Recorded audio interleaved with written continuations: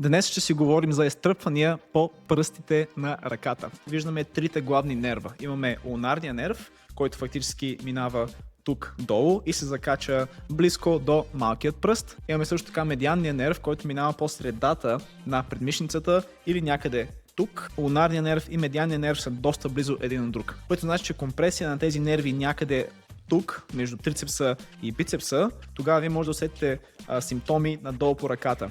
По медианния нерв или по улнарния нерв, който минава зад вътрешната костица на лакътя и може да създава симптоми като медиален епикондилит. Който не знае какво е това, да пише коментар и ще обясним в коментарите.